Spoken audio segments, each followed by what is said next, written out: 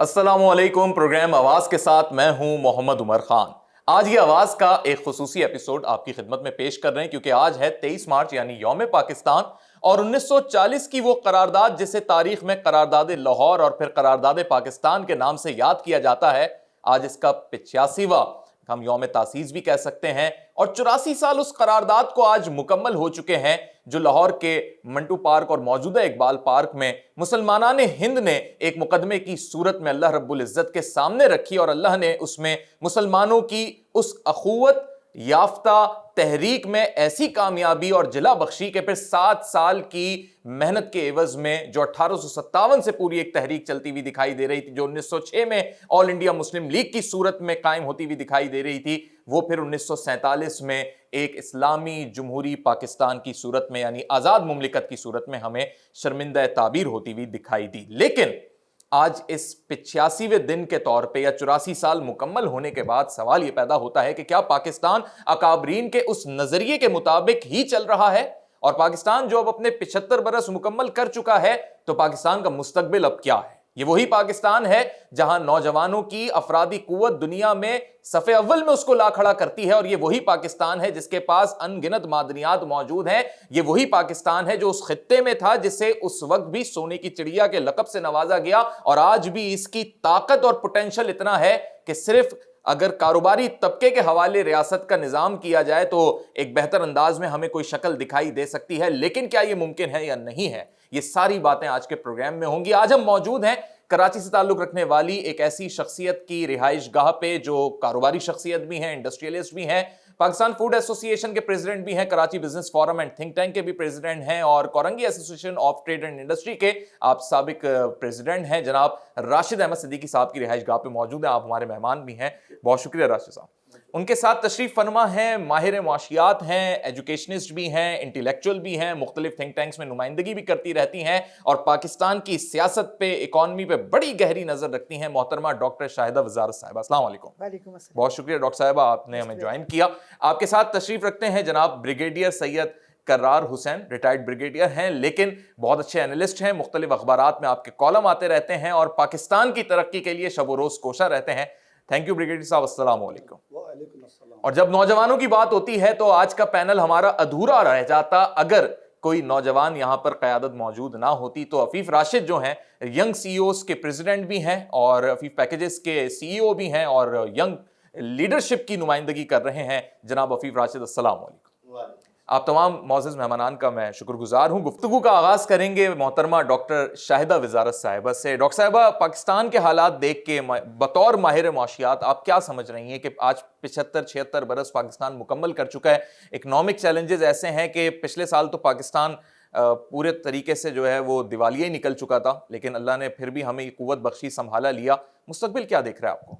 पाकिस्तान के जो हालात हैं और जो उसके चैलेंजेस हैं उन सब के हमारे पास हल मौजूद हैं, मगर ये बड़ा अफसोस के साथ कहना पड़ता है कि हम कभी भी ऐसे हलों की तरफ नहीं जाते जिससे पाकिस्तान के हालात सही हो सकें। मैंने अभी पिछले साल किताब लिखी थी alternative to the IMF and other out of the box solutions. अच्छा।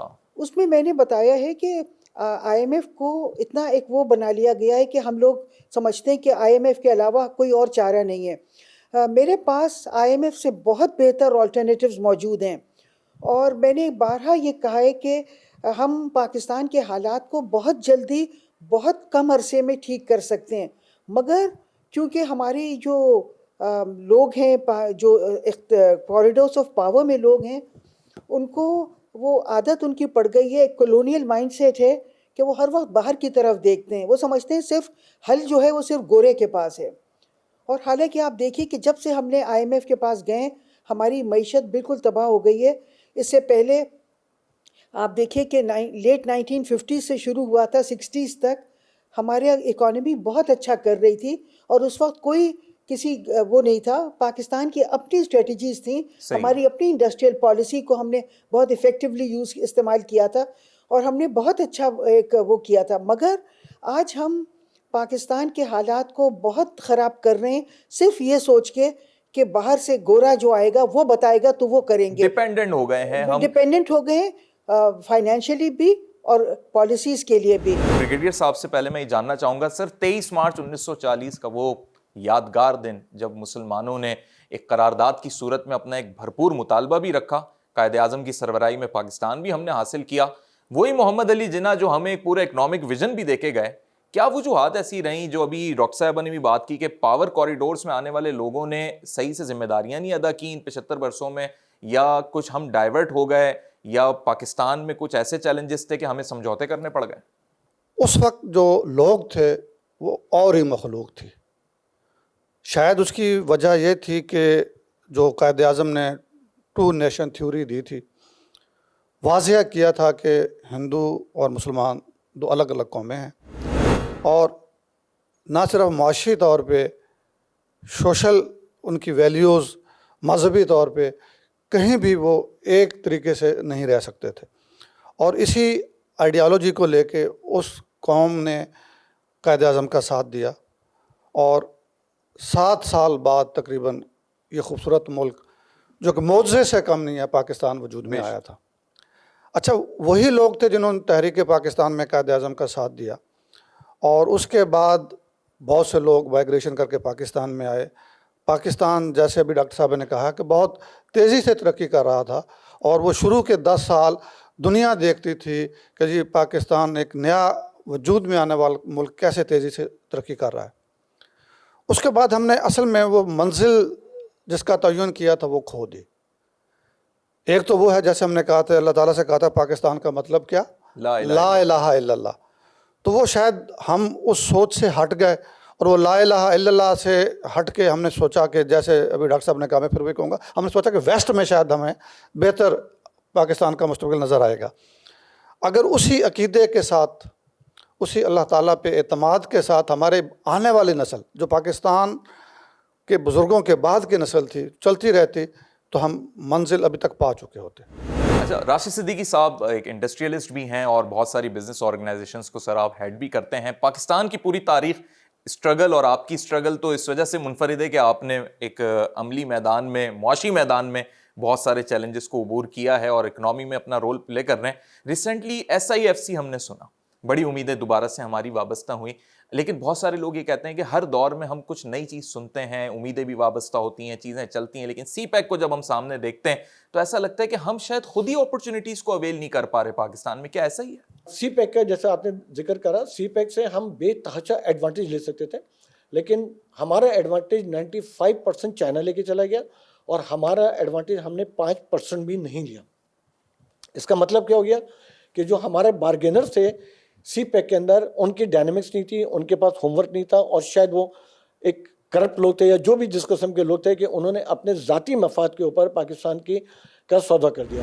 CPEC کے اندر جو پاکستان میں پیسہ آئے، $46 بلین آئے، شاید آپ کو پتا ہوگا ان میں سے بیشتر پیسہ ایسا تھا جو 19% ROI کے پر آیا تھا، 19% ریٹرن آف انویسٹمنٹ کے پر آیا تھا، اور میرے خیال سے کوئی 15 یا 20 بلین انہوں نے آپ کو ادھار دیا تھا، اور وہ بھی انہوں نے شاید آپ کو 4 سال یا 5 سال کے لیے دیا تھا.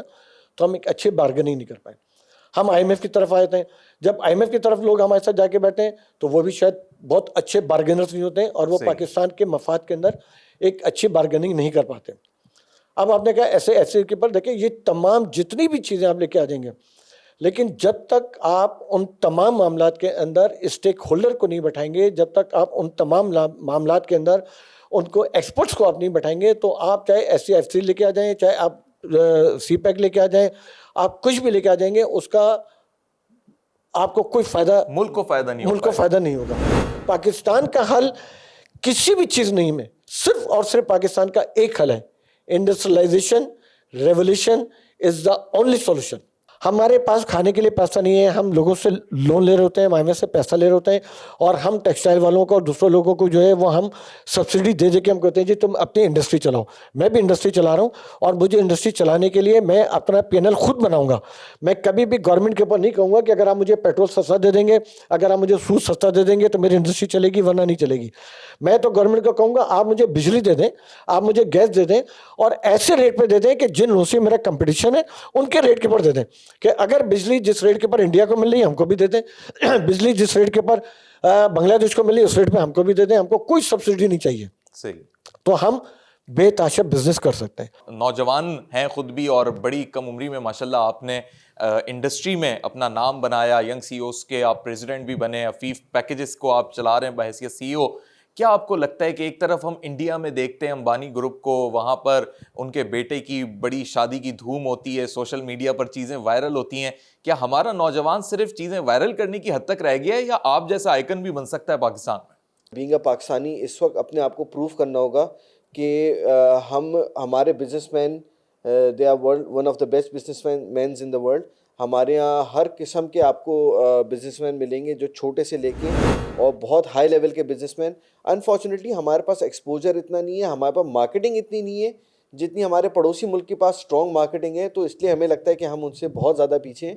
ان کی بہت پازیٹیو مارکیٹنگ چل رہی ہوتی ہے اور ہمارے انفارچونیٹلی پاکستان کی ساری نیگیٹو چیزیں دکھائی جا رہی ہوتی ہیں. جو ایک پاکستان کی پازیٹیو چیز ہے, ایک پازیٹیو آؤٹ لک ہے, اس کو اگنور کیا جا رہا ہوتا ہے. تو اگر پاکستان کی بھی پازیٹیو امیج دکھانے آئیں گے تو ہمارے پاس بھی ایسے بہت بڑے بڑے گروپس ہیں, ایسے بہت بڑے بڑے بزنس مین ہیں جن کو ہم کور کر سکتے ہیں. تو اس کا ذمہ دار بھی کوئی اور ہے؟ جیسے باقی معاملات میں ہم نے کہہ دیا جی باقیوں کی غلطیاں ہیں جو پاکستان خمیازہ بھگت رہا ہے, یا نوجوان نسل سے آپ کو کوئی امیدیں ہیں کہ خود سے کچھ اپنے پیروں پہ کھڑے ہو جائیں گی؟ نوجوان عوام کو ڈفرینٹ پوڈ کاسٹ کے through, different media social media outlets کے تھرو ایک پروموٹ کیا ہوا ہے کہ نہیں آپ پاکستان سے باہر جائیں, پاکستان سے باہر جائیں, پاکستان سے باہر جائیں. پاکستان سے باہر جانا کوئی سولوشن نہیں ہے. اس وقت دنیا میں ہر ملک میں اکنامک چیلنجز ہیں. ہاں پاکستان میں اکنامک چیلنجز زیادہ ہیں, لیکن اسی حساب سے آپ کے پاس اپرچونیٹیز بھی بہت زیادہ ہیں. آپ کے پاس ایک انٹرنس ٹو بزنس پاکستان میں بہت آسان ہے کہ آپ کو کوئی بھی نیا بزنس سیٹ اپ کرنا ہے تو پاکستان میں آپ کے لیے اس کے لیے بہت آسانی ہے. آپ چھوٹا سا بزنس سٹارٹ کرنے جائیں, آپ کے اوپر اتنی ریسٹرکشن نہیں ہے. پر آپ دنیا میں کہیں پہ بھی اور پہ جائیں گے, کہیں بھی اور جائیں گے, ایک ڈیولپ کنٹری میں جائیں گے تو آپ کو پہلے تو 10 فارمز بھرنے ہوں گے, آپ کو بزنس اکاؤنٹس کھولنے ہوں گے. ہمارے یہاں انٹرپرینر کے لیے اتنی آسانی ہے کہ آپ اپنے پرسنل لیول کے اوپر, انٹرپرینرشپ کے اوپر, پروپرائٹرشپ کے اوپر آسانی سے بزنس سٹارٹ کر سکتے ہیں. ناظرین ایک مختصر سے وقفے کی جانب جائیں گے اور بریک کے بعد کچھ اور ویژنری باتیں ہوں گی. ہمارے ساتھ ہمارے مہمانان موجود ہیں, آپ بھی ہمارے ساتھ رہیے.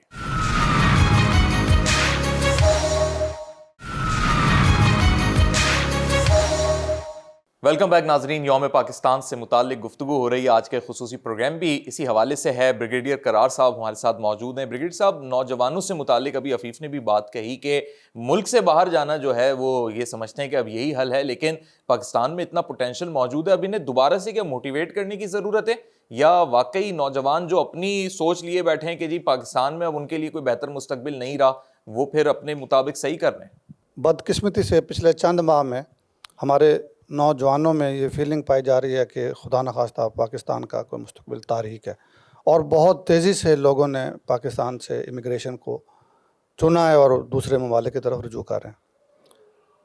اصل میں یہ سوشل میڈیا پہ جھوٹا پروپیگنڈا اور پاکستان کے دشمنوں کی جو سازش ہے کہ جوانوں کو مایوس کر دیا جائے. ادروائز آپ یقین کریں کہ اپنا ملک ہوتا ہے.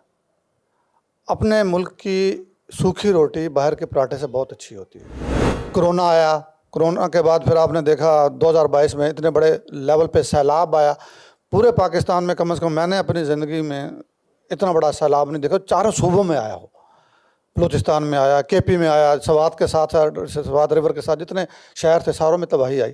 تو ایک قدرت کی طرف سے امتحان میں اس کو لیتا ہوں کہ قدرت کی طرف سے امتحان آیا, اور ہمیشہ جس انسان کا, جس نوجوان کا اللہ تعالیٰ پہ ایمان پختہ ہے, اعتماد پختہ ہے, وہ ڈٹ کے یہیں مقابلہ کرے گا. جیسے میں نے عرض کیا کہ باہر کے چند شاید آپ کو ڈالرز اچھے لگیں, آپ اپنے ملک کو ڈرین کر رہے ہیں. یہ باہر کے ممالک ایسے نہیں لیتے, آپ کے اچھے پڑھے لکھے لوگوں کو لے لیتے ہیں, اور اس کے بعد آپ کے اپنے ملک میں جو آپ کے خاندان کے 2 بچے باہر چلے گئے, باقی 4 اس ملک میں رہ جاتے ہیں, جو ڈرین شدہ ملک کہلائے گا, جس میں برین نہیں رہے. تو اگر آپ یہاں پہ کوشش کریں, میں یہ نہیں کہتا باہر جائیں, پڑھنے کے لیے جائیں, تجربہ حاصل کریں, تجربہ حاصل کرنے کے بعد پھر پاکستان آئیں, تعلیم بے شک باہر سے حاصل کریں. Do you agree with this point کہ جو راشد صاحب نے کہا کہ انڈسٹریل ریولوشن جو ہے وہ بہت ضروری پاکستان کا واحد حل ہے, بہت ضروری ہے, اور اس کے لیے حکومت کو چاہیے. سب سے زیادہ جو ذمہ داری ہے حکومت وقت پہ ہے. ہمارے جو صنعت کار ہیں, ہمارے ہاں جو لوگ انڈسٹری لگا رہے ہیں, ان کو سہولیات دیں. ان کے لیے خاص طور پہ جیسے انہوں نے کہا کہ ہمیں بجلی دیں, جہاں پہ گیس کی ضرورت ہے گیس دیں. تو ان سہولیات کو مہیا کرنا اور اس پروسیس کو ون ونڈو آپریشن کے تحت آسان بنانا کہ کراچی میں آپ مس مینجمنٹ ختم کر دیں, ان کی روڈز کو ٹھیک کر دیں. اب جیسے راشد صدیقی صاحب کرنگی میں ہیں, آپ کراچی کی مین کرنگی روڈ کو چھوڑ کے سائڈوں میں ادھر جا کے تو دیکھیں 4-4 فٹ کے گہرے کھڈے, ٹرک بھرے ہوئے جاتے ہیں, وہ ٹرک والا ڈر رہا ہوتا ہے, جو اس نے سفر 5 منٹ میں کرنا ہوتا ہے وہ آدھے گھنٹے میں نہیں کر پاتا.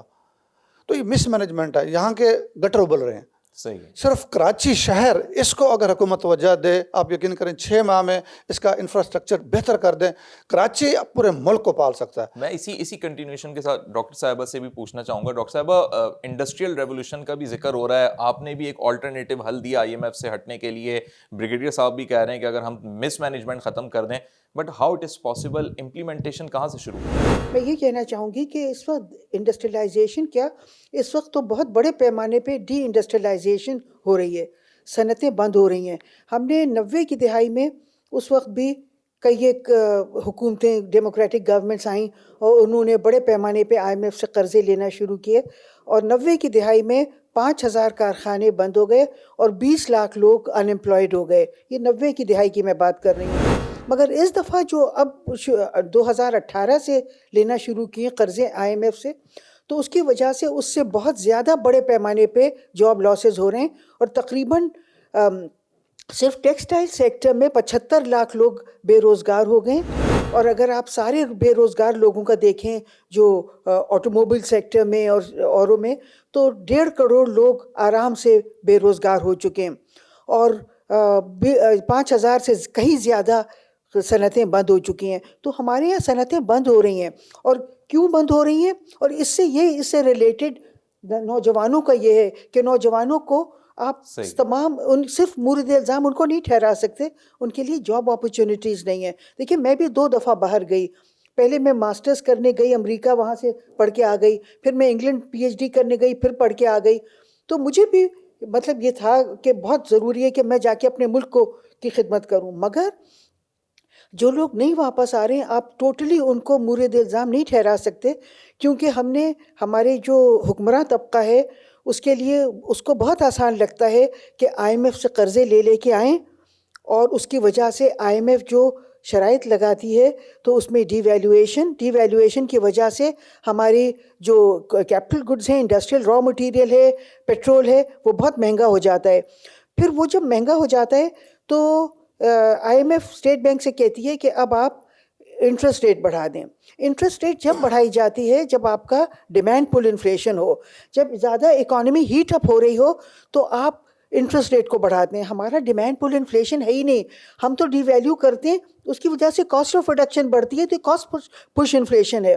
مگر ہماری گورنمنٹس بغیر سوچے سمجھے, جیسا کہ انہوں نے کہہ دیا, جیسا میں کہہ رہی تھی نا کہ کچھ لگتا ہے احساس کمتری ہے, تو وہ کہتے ہیں کہ انٹرسٹ ریٹ بڑھا دو. تو پاکستان کا انٹرسٹ ریٹ دنیا کا سب سے ہائیسٹ ہے. بالکل. اور ان دونوں کی وجہ سے آپ دیکھیے کہ کیا ہوا ہے, ہم نے صرف $6 بلین IMF سے لیے 2018 سے لے کے اب تک, جو ابھی ملنے والے ہیں اس کو ملا کے 6 بلین ہو جائیں گے. مگر ڈی ویلیویشن کی وجہ سے اور انٹرسٹ ریٹ کو بڑھانے کی وجہ سے پچھلے 4 سال میں ہمارے جو قرضے کی جو سود ہے, صرف سود $150 بلین بڑھی ہے. 150 بلین سود بڑھی ہے 6 بلین لینے کی وجہ سے. اس کی وجہ سے ہماری صنعتیں بند ہو رہی ہیں, ہمارے یہاں بڑے پیمانے پہ لوگ بے روزگار ہو رہے ہیں, ہمارے یہاں بہت بڑے پیمانے پہ غربت ہو رہی ہے, اور اس دفعہ تو کھانے پینے کی چیزیں بھی بہت مہنگی ہو گئی ہیں. ڈاکٹر صاحب, 23 مارچ کی ہی بات کو سامنے رکھتے ہوئے کہ ایک قوم نے ایک ہمت پکڑی, مسلمانان ہند نے پاکستان کے لیے جو جد و جہد کی, الحمدللہ آج ہم پاکستان میں موجود ہیں. اب پاکستان کی بقا کا سوال ہے. آپ نے ایک بڑی اچھی بات انڈسٹریل ریولوشن کی صورت میں تو کہہ دی, لیکن کلوزنگ ریمارکس میں آپ کیا کہنا چاہیں گے, امپلیمنٹیشن کیسے پاسبل ہے, کیا کرنا چاہیے قوم کو؟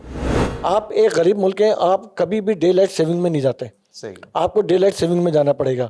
نمبر 2 کہ چاہے تاجران, میں خود کاروباری آدمی ہوں, چاہے تاجران جتنا بھی شور کریں, آپ کو اپنی مارکیٹ جو ہے وہ مغرب سے پہلے اینی ہاؤ بند کر دینی چاہیے. یہ اللہ کا قانون ہے, early to bed early to rise. آپ پوری دنیا میں چلے جائیں, شام کو 5-6 بجے کے بعد کاروبار بند ہو جاتا ہے.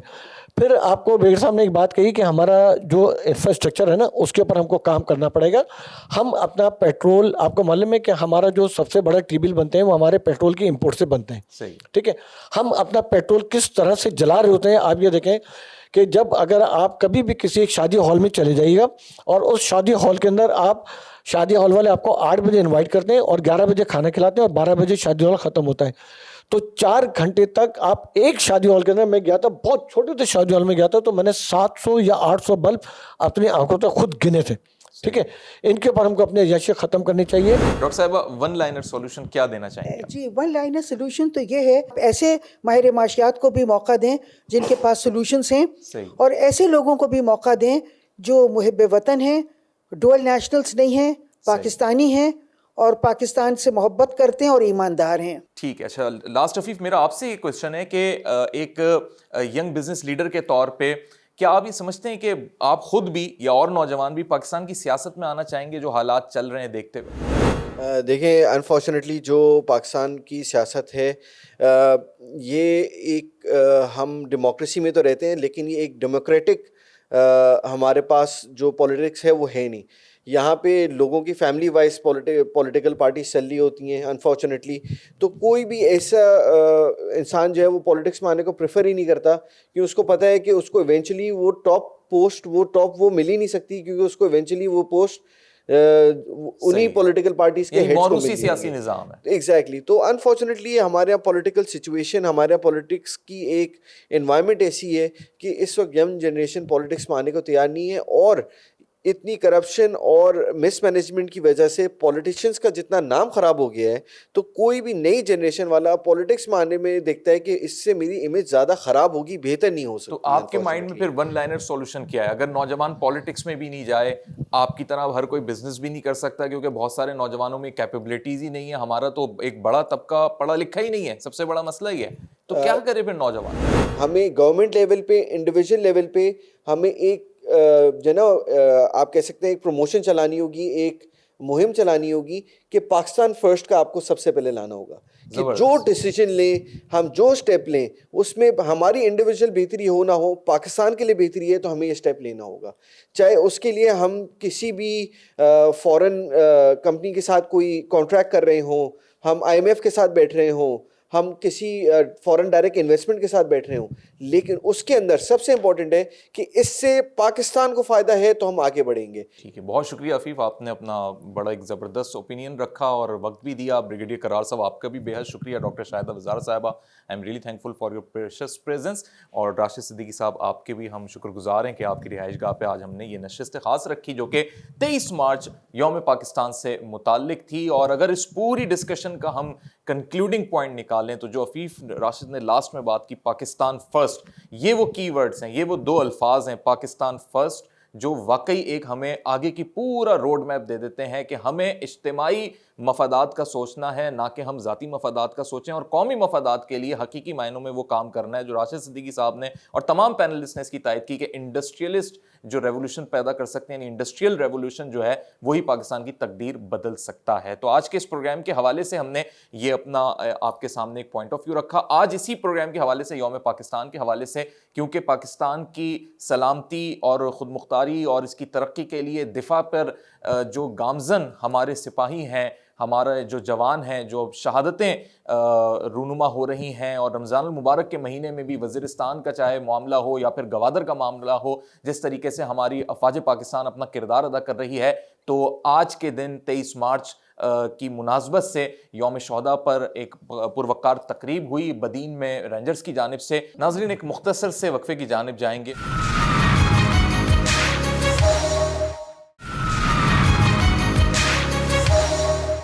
یوم پاکستان 23 مارچ کی مناسبت سے آج پروقار تقریب کا انعقاد کیا گیا ہے, اور اس تقریب میں جو ونگ کمانڈر ہیں جناب لیفٹیننٹ کرنل اعجاز صاحب, وہ یہاں پر تشریف لا رہے ہیں.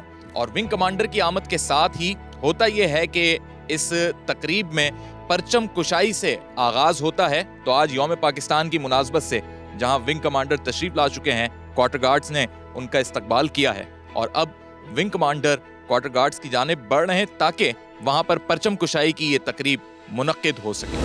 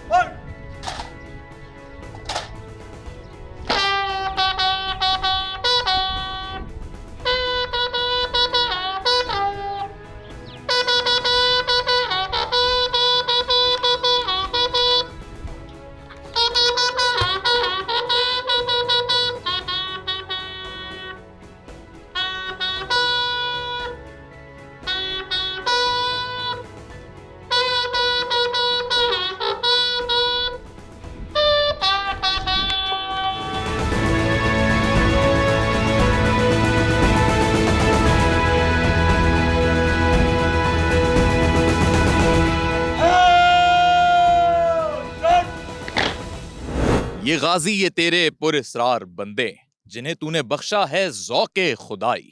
یہ 23 مارچ 1940 کا وہ یادگار دن جب قرارداد لاہور کے نام سے اور موجودہ قرارداد پاکستان کے نام سے پاکستان کی بنیاد کے لیے تمام ہندوستان، تمام جنوبی ایشیا کے مسلمانان نے یکجا ہو کر قائد اعظم محمد علی جناح کی سربراہی میں یہ آواز بلند کی کہ ہمیں اپنی ایک علیحدہ ریاست، ایک ملک چاہیے جہاں پر ہم اپنے اسلامی اقدار اور اصولوں کے مطابق زندگی کو بسر کر سکیں. اور اس ملک کے قیام کے بعد سے لے کر جب اس ملک پر دشمن نے کبھی بھی بری نظر سے دیکھا یا رات کے اندھیرے میں وار کیا، تو چاہے وہ 1965 کا وقت ہو، چاہے وہ 1971 کی جنگ ہو یا کوئی بھی سمندری طوفان ہو، یہ ہے وہ شہدائے بدین کے نام اور یہ ہے وہ شہداء یادگار. اور آج 23 مارچ کی مناسبت سے، یوم پاکستان کی مناسبت سے، یہاں پر ونگ کمانڈر آئیں گے اور اس شہداء یادگار پر پھولوں کا نذرانہ پیش کریں گے.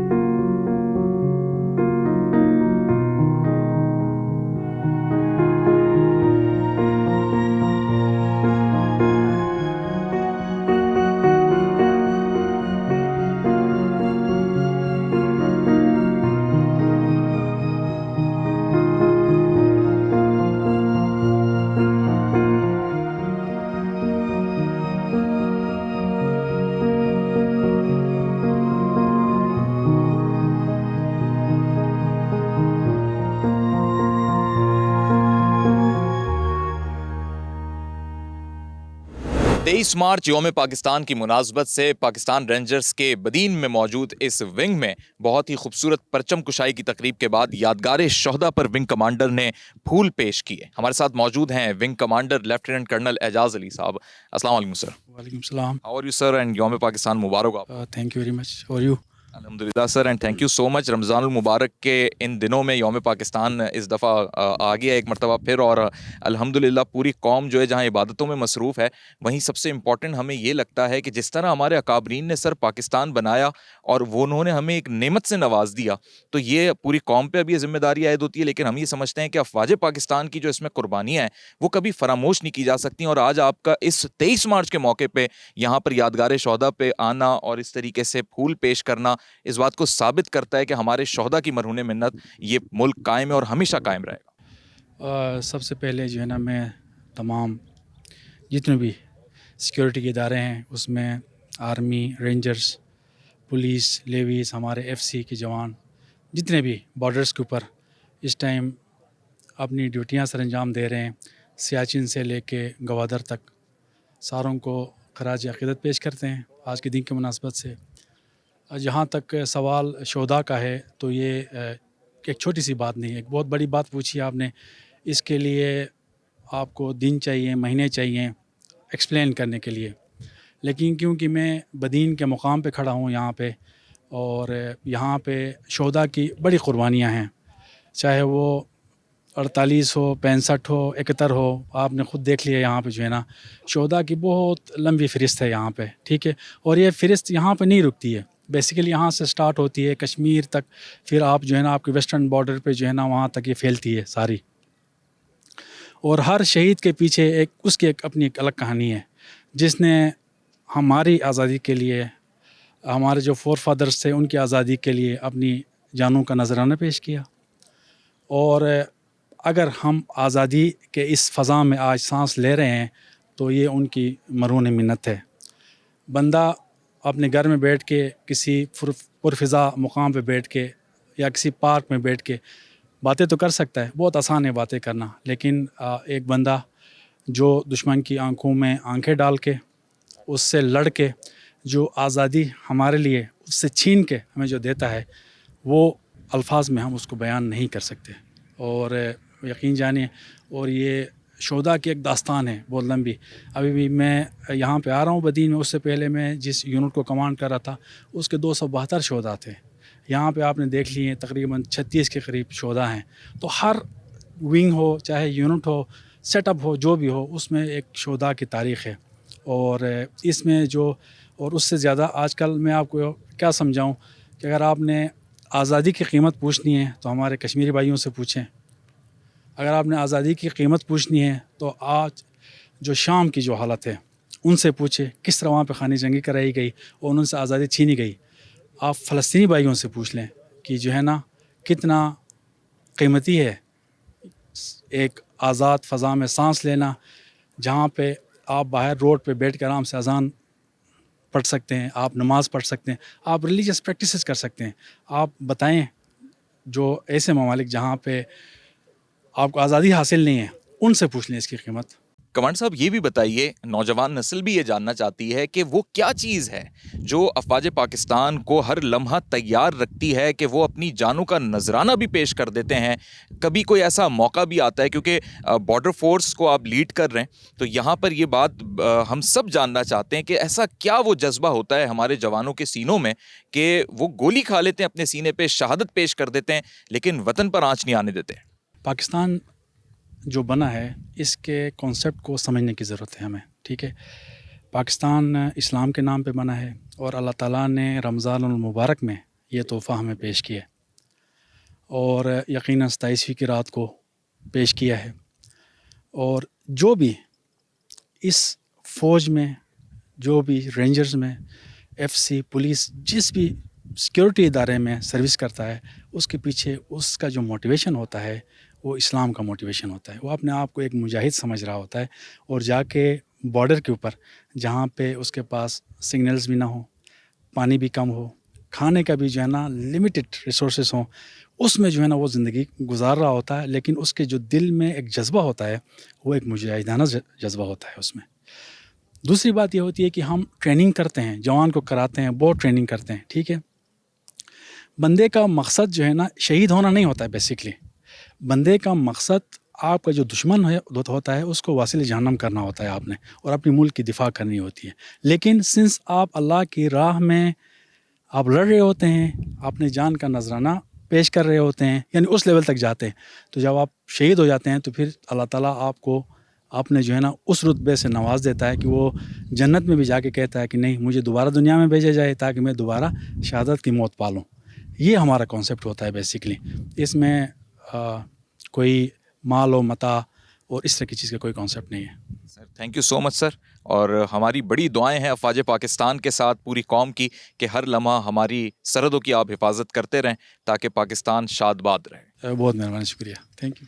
ناظرین, یوم پاکستان کی مناسبت سے پاکستان رینجرز ہو یا افواج پاکستان کے کوئی بھی ہماری فوج ہو, ہر فوج اب اس وقت سبز ہلالی پرچم کے ساتھ اس عزم کو دوبارہ سے دہرا رہی ہے کہ وطن عزیز کے دفاع کے لیے, وطن عزیز کی اساس اور نظریات کو قائم رکھنے کے لیے ہمیشہ اپنے خون سے, اپنی جدوجہد سے, اپنی کامیابی سے ہمیشہ اپنے اس پرچم کو ہم بلند رکھیں گے. علامہ اقبال کے ان مصروں کے ساتھ میں اس سیگمنٹ کا اختتام یہاں پر کروں گا کہ علامہ اقبال نے کہا کہ غلامی میں نہ کام آتی ہیں شمشیریں نہ تدبیریں, جو ہو ذوق یقین پیدا تو کٹ جاتی ہیں زنجیریں, اور کوئی اندازہ کر سکتا ہے اس کے زور بازو کا, نگاہ مرد مومن سے بدل جاتی ہیں تقدیریں. تو یہ جو مرد مومن ہے, یہ افواج پاکستان کے ہمارے وہ جوان ہیں جن کی یہ قربانیاں اور ان کی داستان آج شہداء یادگار شہداء پر بھی درج ہے. اس پروگرام کے حوالے سے آپ اپنا فیڈ بیک دے سکتے ہیں, فیس بک ٹویٹر پہ ہمیں فالو کر سکتے ہیں, یوٹیوب پہ سبسکرائب کر سکتے ہیں. نیکسٹ پروگرام تک محمد عمر خان کو دیجیے اجازت. اللہ حافظ.